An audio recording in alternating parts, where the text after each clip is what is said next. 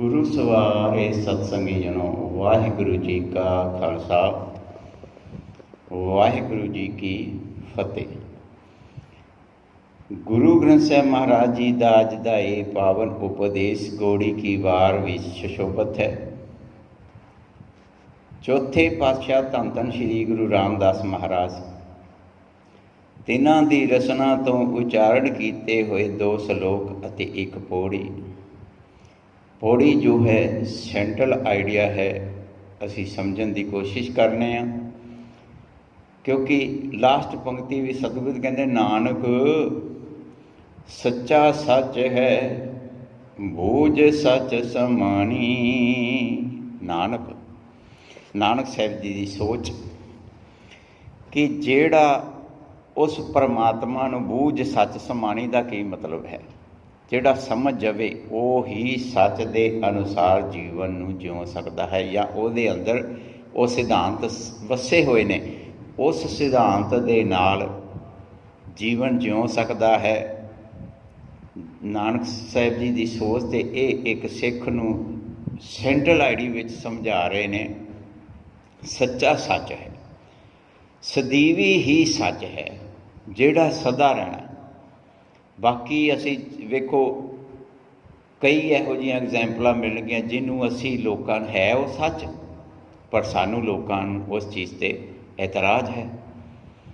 ਪਰ ਜਿਹੜਾ ਪਰਮਾਤਮਾ ਦਾ ਸਿਧਾਂਤ ਹੈ, ਪਰਮਾਤਮਾ ਦੇ ਨਿਯਮ ਹਨ, ਉਹ ਸਦਾ ਸਦੀਵੀ ਨੇ, ਔਰ ਸਦਾ ਇਹ ਨਿਯਮ ਰਹਿਣੇ ਨੇ, ਇਹਨਾਂ ਵਿੱਚ ਕੋਈ ਤਬਦੀਲੀ ਨਹੀਂ ਕਰ ਸਕਦਾ। ਆਓ ਪੂਰੇ ਹੁਕਮ ਨੂੰ ਸਮਝਣ ਦੀ ਕੋਸ਼ਿਸ਼ ਕਰਨੇ ਆ, ਜਿਹਦੇ ਵਿੱਚ ਸਤਿਗੁਰੂ ਜੀ ਕਹਿੰਦੇ ਸੁਨ ਸਾਜਨ ਪ੍ਰੇਮ ਸੰਦੇਸਰਾ, ਅੱਖੀ ਤਾਰ ਲਗਨ, ਗੁਰ ਤੁਠੈ ਸੱਜਣ ਮੇਲਿਆ, ਜਨ ਨਾਨਕ ਸੁਖ ਸਵਨ। ਵੇਖੋ ਪਹਿਲੇ ਸ਼ਲੋਕ ਵਿੱਚ ਕਹਿੰਦੇ ਨੇ ਸੁਨ ਸਾਜਨ। ਹੁਣ ਸਾਜਨ ਨੂੰ ਸੁਣਨਾ ਕੀ ਹੈ? ਭਾਵ ਅਸੀਂ ਸ਼ਬਦ ਗੁਰੂ ਦੇ ਗਿਆਨ ਨੂੰ ਸਮਝਣ ਦੀ ਕੋਸ਼ਿਸ਼ ਕਰ ਰਹੇ ਹਾਂ ਨਾ, ਅਤੇ ਸਾਜਨ ਹੈ ਉਸ ਪਰਮਾਤਮਾ ਦੇ ਸਿਧਾਂਤ, ਪਰਮਾਤਮਾ ਦੇ ਗੁਣ। ਪ੍ਰੇਮ ਸੰਦੇਸਰਾ, ਇਹ ਪ੍ਰੇਮ ਦਾ ਸੰਦੇਸ਼ ਹੈ। ਅੱਖੀ ਤਾਰ ਲਗਨ, ਅੱਖੀ ਤਾਰ ਲਗਾਉਣ ਦਾ ਮਤਲਬ ਕੀ ਹੈ? ਕਿਉਂਕਿ ਅਸੀਂ ਅੱਖਾਂ ਨਾਲ ਵੇਖਿਆ ਹੋਇਆ ਸੱਚ ਮੰਨਦੇ ਹਾਂ। ਸਾਨੂੰ ਲੱਗਦਾ ਵੀ ਆਹ ਅੱਖਾਂ ਨਾਲ ਮੈਂ ਦੇਖ ਲਿਆ, ਇਹ ਸੱਚ ਹੈ, ਉਹਨੂੰ ਹੀ ਅਸੀਂ ਸੱਚ ਮੰਨ ਕੇ ਬੈਠ ਜਾਂਦੇ ਹਾਂ। ਅਤੇ ਨਾਲ ਹੀ ਵੇਖੋ ਅਗਲੀ ਪੰਕਤੀ ਵਿੱਚ ਕੀ ਕਹਿੰਦੇ ਨੇ, ਗੁਰ ਤੁਠੈ, ਜੇ ਗੁਰੂ ਜੀ ਖੁਸ਼ ਹੋ ਜਾਣ। ਅਸੀਂ ਇਹ ਵਿਚਾਰ ਦੇ ਆਖਰੀ ਅਰਥ ਹੀ ਕਰਨੇ ਹਨ। ਅਤੇ ਹੁਣ ਗਿਆਨ ਨੇ ਖੁਸ਼ ਕਿਵੇਂ ਹੋਣਾ? ਸੱਜਣ ਮਿਲਿਆ। ਜਦੋਂ ਅਸੀਂ ਉਸ ਪਰਮਾਤਮਾ ਦੇ ਸਿਧਾਂਤ ਨੂੰ ਸਮਝ ਕੇ ਪਰਮਾਤਮਾ ਦੇ ਨਿਯਮ ਦੇ ਵਿੱਚ ਕਾਰਜ ਕਰਦੇ ਨਾ, ਇਹ ਹੁੰਦਾ ਗੁਰ ਤੁਠੈ। ਭਾਵ ਗਿਆਨ ਦੇ ਨਾਲ ਸਾਡਾ ਮਨ ਪ੍ਰਸੰਨ ਹੋ ਜਾਣਾ, ਭਾਵ ਮਨ ਸਾਡਾ ਖਿੜ ਜਾਣਾ। ਜਨ ਨਾਨਕ ਸੁਖ ਸਵਨ। ਹੁਣ ਸੋਣਾ, ਨਾਨਕ ਸਾਹਿਬ ਜੀ ਕਹਿੰਦੇ ਨੇ ਵੀ ਉਹ ਜਨ ਦੀ ਬਿਰਤੀ ਵਿੱਚ ਸੁੱਖ ਹੈ, ਅਤੇ ਸੁੱਖ ਦੇ ਵਿੱਚ ਸੌਂ ਗਿਆ। ਮਤਲਬ ਜੀਵਨ ਹੁਣ ਉਹ ਵਿਸ਼ੇ ਵਿਕਾਰਾਂ ਵਾਲਾ ਜੀਵਨ ਤਿਆਗ ਦਿੱਤਾ, ਵਿਸ਼ੇ ਵਿਕਾਰਾਂ ਵਾਲਾ ਜੀਵਨ ਖਤਮ ਹੋ ਗਿਆ। ਅਤੇ ਵੇਖੋ ਨਾਲ ਹੀ ਦੂਸਰੇ ਸ਼ਲੋਕ ਵਿੱਚ ਕਹਿੰਦੇ ਨੇ ਸਤਿਗੁਰੂ ਦਾਤਾ ਦਿਆਲ ਹੈ, ਜਿਸਨੂੰ ਦਇਆ ਸਦਾ ਹੋਏ। ਸਤਿਗੁਰ, ਸੱਚ ਦਾ ਗਿਆਨ, ਅਸਲ ਵਿੱਚ ਸਭ ਤੋਂ ਵੱਡੀ ਦਾਤ ਹੈ ਸੱਚ ਦਾ ਗਿਆਨ, ਕਿਉਂਕਿ ਉਸ ਸੱਚ ਦੇ ਗਿਆਨ ਨਾਲ ਸਾਡੇ ਅੰਦਰ ਦਇਆ ਪੈਦਾ ਹੁੰਦੀ ਹੈ। ਔਰ ਫਿਰ ਦਇਆ ਉਹ ਨਹੀਂ ਕਿ ਕੁਝ ਚਿਰ ਲਈ, ਜਿਵੇਂ ਅਸੀਂ ਵੇਖਦੇ ਹਾਂ ਕਈ ਵਾਰੀ ਸਾਡੇ ਅੰਦਰ ਦਇਆ ਪ੍ਰਗਟ ਹੁੰਦੀ, ਪਰ ਬਾਹਰ ਆ ਕੇ ਫਿਰ ਇੱਥੇ ਸਤਿਗੁਰੂ ਦੀ ਦਇਆ ਸਦਾ ਹੋਏ, ਸਦਾ। ਜਦ ਪਰਮਾਤਮਾ ਸਦੀਵੀ ਹੈ, ਪਰਮਾਤਮਾ ਦੇ ਨਿਯਮ ਸਦੀਵੀ ਨੇ, ਅਤੇ ਸਾਡੇ ਅੰਦਰੋਂ ਦਇਆ ਕਿਉਂ ਕੁਝ ਚਿਰ ਲਈ ਪ੍ਰਗਟ ਹੁੰਦੀ, ਅਤੇ ਫਿਰ ਬਾਅਦ ਵਿੱਚ ਬੰਦਾ ਉਵੇਂ ਹੀ ਭਟਕ ਜਾਂਦਾ। ਨਾਲ ਹੀ ਵੇਖੋ ਅਗਲੀ ਪੰਕਤੀ ਕਹਿੰਦੇ ਸਤਿਗੁਰੂ ਅੰਦਰੋਂ ਨਿਰਵੈਰ ਹੈ। ਸੱਚ ਦੇ ਗਿਆਨ ਨਾਲ ਇਨਸਾਨ ਆਪਣੇ ਅੰਦਰ ਉਸ ਨਿਰਵੈਰ ਦੀ ਭਾਵਨਾ ਨੂੰ ਸਮਝ ਜਾਂਦਾ ਹੈ। ਸਭ ਦੇਖੈ ਬ੍ਰਹਮ ਇੱਕ ਸੋਏ, ਕਿਉਂਕਿ ਹਰ ਇੱਕ ਜਗ੍ਹਾ 'ਤੇ ਉਸ ਗੁਰੂ ਦੇ ਸਿੱਖ ਨੂੰ ਪਰਮਾਤਮਾ ਦਾ ਸਿਧਾਂਤ ਸਮਝ ਵਿੱਚ ਆ ਜਾਂਦਾ ਹੈ। ਨਿਰਵੈਰਾਂ ਨਾਲ ਜੇ ਵੈਰ ਚਲਾਏਂਦੇ, ਤਿਨ ਵਿੱਚੋਂ ਤਿਸ਼ਟਿਆ ਨਾ ਕੋਏ। ਦੇਖੋ ਭਾਵ ਅਸੀਂ ਉਸ ਨਿਰਵੈਰ ਦੀ ਅੰਦਰਲੇ ਆਪਣੇ ਉਸ ਗੁਣ ਦਾ ਤਿਆਗ ਕਰਕੇ ਇੱਕ ਪਾਸੇ ਕਹੀ ਜਾਂਦੇ ਹਾਂ ਕਿ ਪਰਮਾਤਮਾ ਨਿਰਵੈਰ ਹੈ ਨਾਲ ਜੇ ਵੈਰ, ਪਰ ਅਸੀਂ ਵੈਰ ਕਿਉਂ ਕਰਦੇ ਪਏ? ਸਾਡੇ ਅੰਦਰ ਵੈਰੀ ਭਾਵਨਾ ਕਿਉਂ ਹੈ? ਉਹਦੇ ਵਿੱਚੋਂ ਨਿਕਲਣਾ ਕੁਛ ਵੀ ਨਹੀਂ। ਜਿਹੜੇ ਇਸ ਵੈਰ ਦੀ ਭਾਵਨਾ ਨਾਲ ਚੱਲਦੇ ਨੇ ਉਹਨਾਂ ਨੂੰ ਕੁਛ ਵੀ ਪ੍ਰਾਪਤ ਨਹੀਂ ਹੋ ਸਕਦਾ। ਕਿਉਂਕਿ ਨਾਲ ਹੀ ਵੇਖੋ ਅਗਲੀ ਪੰਕਤੀ ਵਿੱਚ ਕਹਿੰਦੇ, ਸਤਿਗੁਰੂ ਸਭਨਾਂ ਦਾ ਭਲਾ ਮਨਾਏਂਦਾ, ਤਿਸ ਦਾ ਬੁਰਾ ਕਿਉਂ ਹੋਏ। ਇੱਥੇ ਅਸੀਂ ਤਦ ਅਖਰੀਅਤ ਕੀ ਕਰਦੇ ਹਾਂ ਕਿ ਸਤਿਗੁਰੂ ਜੀ ਸਾਰਿਆਂ ਦਾ ਭਲਾ ਕਰਦੇ ਨੇ, ਉਹਦਾ ਬੁਰਾ ਹੋ ਹੀ ਨਹੀਂ ਸਕਦਾ। ਅਤੇ ਪਿਆਰ ਵਾਲਿਓ ਫਿਰ ਇਨਸਾਨ ਰੋਂਦਾ ਕਿਉਂ ਫਿਰਦਾ? ਹੁਣ ਇੱਥੇ ਗੱਲ ਹੋ ਰਹੀ ਸੱਚ ਦੇ ਗਿਆਨ ਦੀ, ਕਿ ਸੱਚ ਦੇ ਗਿਆਨ ਨੂੰ ਮੰਨਣ ਵਾਲਾ ਗੁਰਸਿੱਖ ਦੇ ਅੰਦਰ ਵੇਖੋ ਭਲੇ ਵਾਲੀ ਬਿਰਤੀ ਆ ਗਈ ਹੈ, ਅਤੇ ਇਸ ਦਾ ਬੁਰਾ ਕਿਉਂ ਹੋਏ। ਹੁਣ ਉਹਦੇ ਅੰਦਰ ਬੁਰਾਈ ਅਸਰ ਕਿਵੇਂ ਕਰ ਸਕਦੀ ਹੈ? ਬੁਰਾਈ ਉਹਦੇ 'ਤੇ ਜ਼ੋਰ ਨਹੀਂ ਪਾ ਸਕਦੀ। ਬੁਰਾਈ ਦੇ ਉੱਤੋਂ ਟੁੱਟ ਗਿਆ, ਉਹ ਬੁਰਾਈਆਂ ਦਾ ਤਿਆਗ ਕਰ ਦਿੱਤਾ ਉਸ ਨੇ। ਕਿਉਂ? ਸਤਿਗੁਰੂ ਨੂੰ ਜਿਹਾ ਕੋ ਇੱਛਦਾ, ਤਿਹਾ ਫਲ ਪਾਏ ਕੋਏ। ਸਤਿਗੁਰੂ ਜੀ ਦੇ ਵੇਖੋ ਗਿਆਨ ਨੂੰ ਕਹਿੰਦੇ, ਜਿਹੜਾ ਸਤਿਗੁਰੂ ਜੀ ਦੇ ਗਿਆਨ ਨੂੰ ਇੱਛਦਾ, ਮਤਲਬ ਜਿਹਦੀ ਇੱਛਾ ਬਣ ਜਾਂਦੀ ਹੈ, ਫਿਰ ਤਿਹਾ ਫਲ ਪਾਏ ਕੋਏ, ਉਹ ਫਲ ਵੀ ਉਵੇਂ ਦੇ ਪ੍ਰਾਪਤ ਕਰਦਾ ਨਾ। ਬੁਰਾ ਕਿਉਂ ਹੋਏ?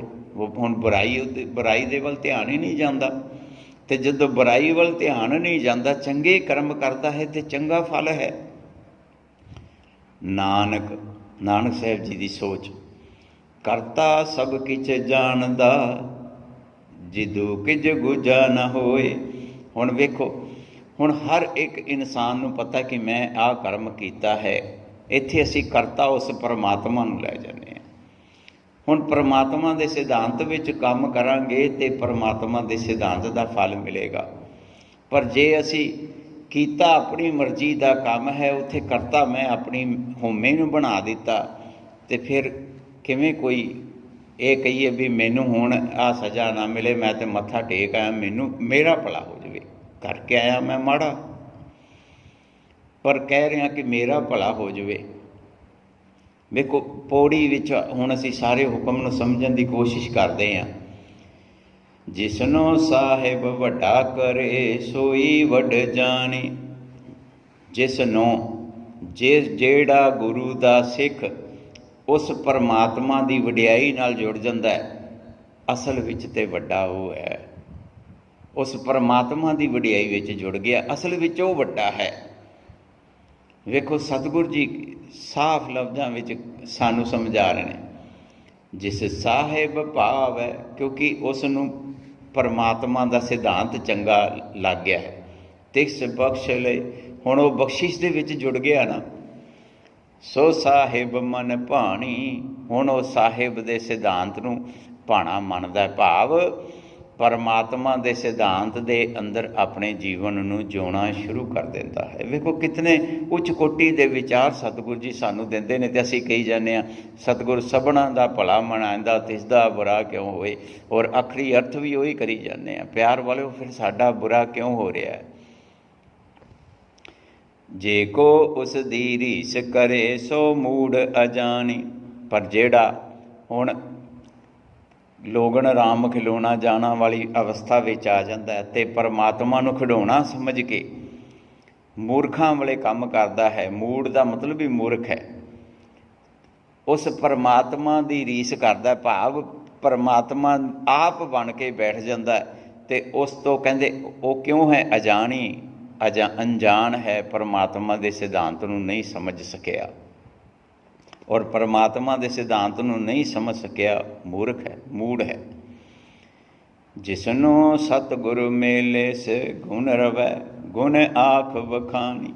ਨਾ ਹੁਣ ਇੱਥੋਂ ਵੇਖੋ ਬਿਲਕੁਲ ਕਲੀਅਰ ਹੋ ਗਿਆ ਕਿ ਜਿਹੜਾ ਗੁਰੂ ਦਾ ਸਿੱਖ ਸੱਚ ਦੇ ਗਿਆਨ ਨਾਲ ਮਿਲ ਜਾਂਦਾ ਹੈ, ਉਹ ਗੁਣਾਂ ਨੂੰ ਸਮਝ ਜਾਂਦਾ ਹੈ। ਗੁਣ ਆਖ ਵਖਾਣੀ, ਹੁਣ ਗੁਣਾਂ ਨਾਲ ਜੀਵਨ ਜਿਉਂਦਾ ਹੈ।